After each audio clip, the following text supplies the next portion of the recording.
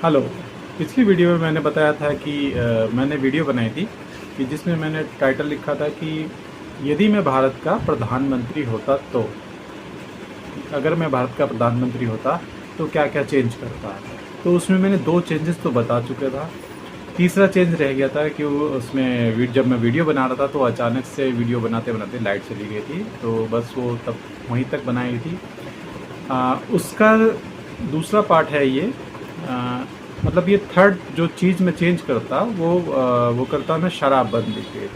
सरकारी डिपार्टमेंट है एक, सरकार का ही एक डिपार्टमेंट है जो कि आबकारी के नाम से जाना जाता है, जो लिक्विड बनाता है। एक तरफ तो सरकार शराब को बैन करती है, बताती है कि ये अच्छी चीज़ नहीं है। दूसरी तरफ सरकार खुद बनाती है। बताओ, ये मतलब दोहरा नज़रिया किस लिए? तो ये मतलब मुझे तो बिल्कुल भी बर्दाश्त नहीं है शराब, इसलिए मैं तो शराब को पूरी तरह से बैन कर दूँ। यदि मैं भारत का प्रधानमंत्री होता तो बीड़ी, सिगरेट, गुटखा, तंबाकू का फॉर्मेट, हर फॉर्मेट तंबाकू किसी भी फॉर्मेट में क्यों ना हो, बंद, और शराब बंद।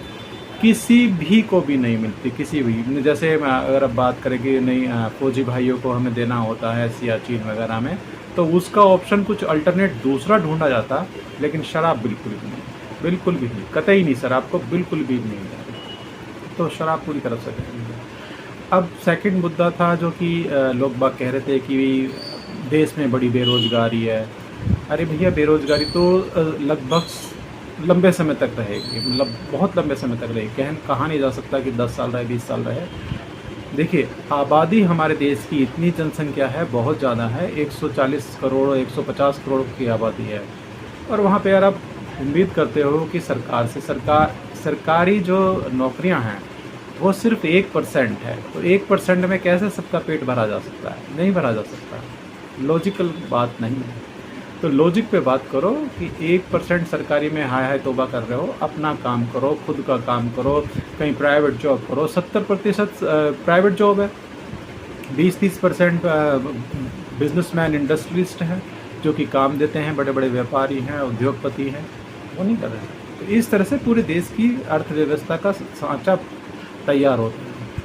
तो मात्र ये चिल्लाने से कि बेरोजगारी है, रोजगार नहीं है, तो बेरोजगारी तो नहीं हो सकती। हाँ, तब ख़त्म हो सकती है जब जनसंख्या ख़त्म कर दो, मार ख़त्म हो जाए। बताओ कैसे? जानबूझ के मारेंगे क्या? तो ट्राई टू अंडरस्टैंड। कंट्रोल किया जा सकता है उसको। जैसे चीन में है पॉलिसी, एक बच्चा बनाने की पॉलिसी है कि एक बच्चा। भारत में 2 बच्चे, हिंदू 2 बच्चे पैदा करते हैं और दूसरी कम्युनिटी के बच्चे 3 भी करते हैं, 4 भी करते हैं, 5 भी करते हैं, 6 भी करते हैं। मतलब उनको कोई वो नहीं है, वो जनसंख्या बढ़ाए जा रहे हैं और फिर शोर मचाते हैं कि काम नहीं है, काम नहीं। काम कहाँ से होगा? जनसंख्या बढ़ाए जा रहे हो, लिमिटेड साधन है, साधनों कैसे बढ़ाया जा सकता है? अनलिमिटेड साधन किए जा सकते हैं क्या? भाई, एक गाड़ी है, एक कार है मान लीजिएगा, उसमें 2 लोग आगे बैठ सकते हैं, 3 मैक्सिमम 3 लोग पीछे बैठ सकते हैं आराम से। वैसे तो 4 की होती है, 5 एडजस्ट हो सकते हैं। अब उसी गाड़ी में अगर 10-10 भर दिए जाएं, आने को भर जाएंगे, लेकिन क्या वो सही से बैठ पाएंगे? नहीं बैठ पाएंगे। कंफर्ट यात्रा पूरी कर सकते हैं? नहीं कर सकते। तो ऐसे ही जैसे व्यवस्था है उसको वैसे ही किया जाएगा। तो कंट्रोल कीजिएगा। अब मैं एक बात करता हूँ, मतलब ये बात है, बहुत महत्वपूर्ण बात है। जिन लोगों को, जिन्हें नौकरी मिल जाती है, सरकारी हो या प्राइवेट, अब आप एक काम कीजिए कि जो स्वदेशी प्रोडक्ट है उनको प्रमोट कीजिए। मैं सीधा सीधा मुद्दे पर आता हूँ कि जैसे कि मान लीजिएगा आपकी 1,50,000 रुपये की सैलरी मिलने लगी, आपको जॉब मिल गई, किसी को 50,000 की, किसी को 80,000 की, किसी को लाख रुपए की, किसी को 2 लाख रुपए की, ठीक है? Doesn't matter. आप मतलब सोर्स ऑफ इनकम स्टार्ट हो गई है, आप कमाना शुरू कर दिए हैं। तो क्या होता है कि हमें शो ऑफ करने की बड़ी बीमारी है। अब मैं मान लीजिएगा मेरी जॉब लग गई किसी प्राइवेट कंपनी में और मुझे 1 लाख रुपए मिलने लगे, तो मैं क्या करूँगा? मैं शो ऑफ करूँगा, मतलब एक कार खरीदूँगा, भले ही चाहे मेरे पास में साइकिल ना हो पहले, या मोटरसाइकिल है, लेकिन अब मेरी नीड है दुनिया को दिखाने के लिए, अपने रिश्तेदारों को दिखाने के लिए कि भाई अब तेरे भाई का भी नाम हो गया है, मतलब अच्छी खासी सैलरी है, कंपनी में 1 लाख रुपए मिलते हैं, तो यार कार तो होनी चाहिए है, कार ले ली। कार लेना भी कोई बुरा, मैं उस पर नहीं आता, लेकिन हाँ अपनी देश की कंपनी की बनाई हुई अपने देश की कंपनी की बनाई हुई गाड़ी ना लेना, दूसरे देश की गाड़ी लेना, ये मैं गलत मानता हूँ। भाई साहब आप गाड़ी लीजिए, बड़े शौक से लीजिए, 10 लाख की नहीं, आप 1 करोड़ की लीजिए, आप अपने जेब के हिसाब से लीजिए, हमें रोक टोकने वाले कोई नहीं है, लेकिन लीजिए अपने देश की, जो यानी कि देश का पैसा देश में ही रहेगा, घर का पैसा घर में ही रहेगा, तो हमारी आर्थिक व्यवस्था बढ़ेगी। फिर ये जो चिल्ला मचाते रहते हैं ना, ये भी कम होगी। अब क्या होता है, हम सस्ती के चक्कर में आते हैं। हम हिंदुस्तानियों में एक बहुत बड़ी बीमारी है, सस्ता ढूंढते हैं, अच्छा ढूंढते हैं, चाहे भले ही दुश्मन देश ने बनाया हो, किसी ने भी बनाया हो, कोई फ़र्क नहीं पड़ता, हमें तो यूज़ करने से मतलब है, बस खाली सस्ता होना चाहिए, भाड़ में जाए, मतलब देशभक्ति भाड़ में जाए। ऐसा नहीं चलेगा, बिल्कुल भी नहीं चलेगा। देशभक्ति पहले, चाहे हम अगर देशभक्ति सीखनी है ना तो जापान से सीखो मियाँ, उस्ताद पता लग जाएगा जापान क्या देशभक्ति होती है, तो जापान की जैसे। जापान में संतरे कड़वे मिलते हैं, पैदा होते हैं मतलब, और अमेरिका में संतरे मीठे होते हैं। ये खेपती, जब ये कहानी तब की है जब अमेरिका ने जापान पर परमाणु बम गिराए थे, हिरोशिमा और नागासाकी पर। उसके बाद इंटरनेशनल ट्रेड होता है, हर देश में होता है, तो अमेरिका ने कुंटलों के हिसाब से दर्ज संतरे भेजे थे, एक्सपोर्ट किए थे जापान में, और वो सड़कर वापस आए थे। जापानियों ने एक भी संतरा नहीं खरीदा था। इसे कहते हैं देशभक्ति, क्योंकि उन्हें पता था कि ये वही देश है जिसने हम पर परमाणु बम गिराया था, जिसने न जाने कितने बेगुनाहों को मारा था। हम उसका सामान खरीदेंगे, बेशक मीठा हो, बेशक सस्ता हो, लेकिन नहीं, हम खाएंगे तो अपने देश का खाएंगे, बेशक कड़वा हो, बेशक महंगा हो। तो ऐसी करी जाती है भाई, देशभक्ति ऐसी होती है। आप भी ऐसा ठान लीजिएगा कि गाड़ी लेनी है, टीवी लेना है, मोबाइल लेना, जो भी चीज़ लेनी है, सुई से लेकर हवाई जहाज़ तक खरीदना है आपको, तो आप अपने देश का बना हुआ लीजिए। एटलीस्ट कम से कम इतना तो कीजिए। मान लीजिए हमारा देश नहीं बनाता, दूसरी कंपनी बनाती है, बाहर विदेशी कंपनियां बनाती हैं, लेकिन बना रही स्वदेश नहीं है, उन्हें ले लीजिएगा। आधा पैसा तो रहेगा ना एटलीस्ट हमारे पास में, हमारी जेब में। तो ऐसा कीजिएगा। जो विदेशी प्रोडक्ट्स हैं, पेप्सी टाइप की हैं, ये पेय पदार्थ हैं, इनको पीना बंद कर दीजिएगा। इनकी जगह स्वदेशी छाछ पीजिए, मट्ठा पीजिए, लस्सी पीजिए, रबड़ी, बलूदा, फलाई, ये सब चीज़ें खाइए, पिए। स्वदेश नहीं है, नारियल पानी पीजिए, घर की बनी हुई चीज़ें खाइए, नींबू पानी पीजिए, शिकंजी वगैरह, ये सब इस्तेमाल कीजिए। तो इस तरह से देश को बहुत अच्छे से सुधारा जा सकता है। घर का पैसा हमारा बहुत अच्छे से यूज़ में लिया जा सकता है। सरकार के पास में पैसा नहीं है और सरकार के पास में बहुत पैसा है, दोनों बातें हैं, विरोधाभास है दोनों बातों में अपने आप में। सरकार दिखाती है कि पैसा नहीं है, और सरकार के पास में बहुत पैसा है, क्योंकि हम जो टैक्स में देते हैं, तरह तरह के टैक्स देते हैं, उससे बहुत पैसा आता है। तो उस पैसे को, लेकिन मेन चीज़ क्या है पता है, सरकार के पास पैसा नहीं, ऐसा नहीं है, सरकार के पास बहुत पैसा है। मेन चीज़ है नीयत की, नीयत नहीं है।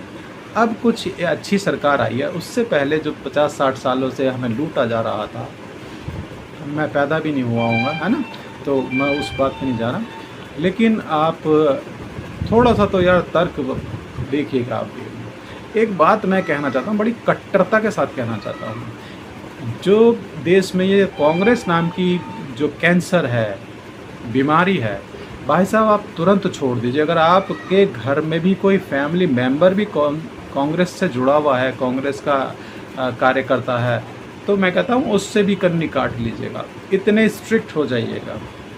उनको भी बोल दीजिएगा, मान लीजिएगा आपके पिताजी हैं, दादाजी हैं, माता जी हैं, भाई है, बहन है, कोई भी है, स्ट्रेट फॉरवर्ड,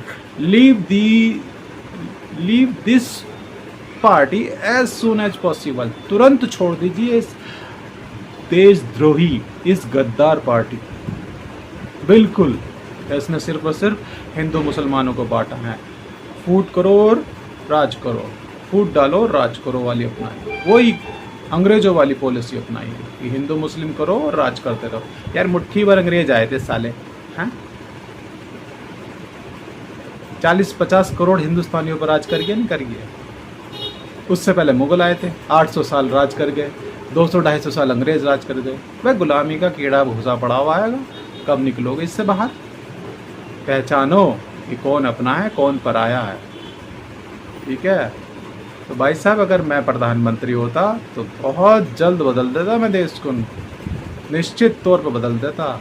और तानाशाही क्या होती है मैं ये दिखाता। कुछ भूतिए लोग, कहना तो मैं वही चाहता हूँ जो आप समझ रहे हो, कुछ भूतिए लोग कहते हैं कि मोदी तानाशाह है। अरे यार मोदी तानाशाह नहीं है।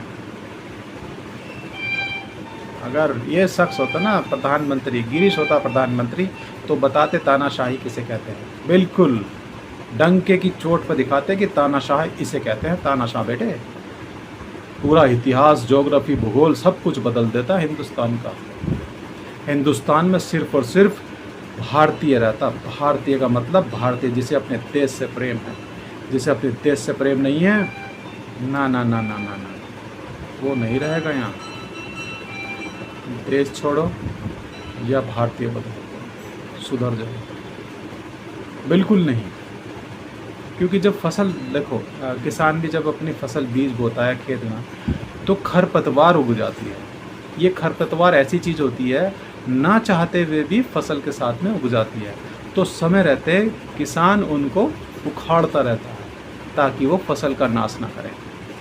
तो ये जो देशद्रोही है, अलगाववादी हैं, ये चीज़ें, ये खरपतवार है, इनको उखाड़ फेंकना ही बहुत ज़रूरी होता है। ये क्या है कि ये सिस्टम उखाड़ नहीं रहा है, बस बर्दाश्त किए जा रहा है। और बर्दाश्त करने की अब तो लिमिट ख़त्म हो चुकी है। उखाड़ फेंकने का समय आ गया, उखाड़ फेंक दो। तो कोई भी हो, कोई भी हो, कोई भी का मतलब कोई भी, उखाड़ फेंक दो। सच्चा देशभक्त रहेगा, सच्चा हिंदुस्तानी, सच्चा भारतीय रहेगा इस देश में। बाकी खरपतवार नहीं रहेंगे, जहाँ मर्जी जाओ, हमें क्या मतलब। खरपतवार बिल्कुल नहीं, फसल उगानी है यार, हमें फसल लेनी है। फसल के साथ में खरपतवार बिल्कुल नहीं चलेगा। ये कुछ ऐसे तथ्य हैं जो अगर मैं देश का प्रधानमंत्री होता तो मैं ज़रूर ये चेंज करता, है ना। नशे खोरी ये पहला नियम होता, फिर दूसरों पे आते हैं, फिर तीसरे आते हैं, धीरे धीरे कतई साफ कर देता। वीर विक्रमादित्य का देश बना देता पूरा।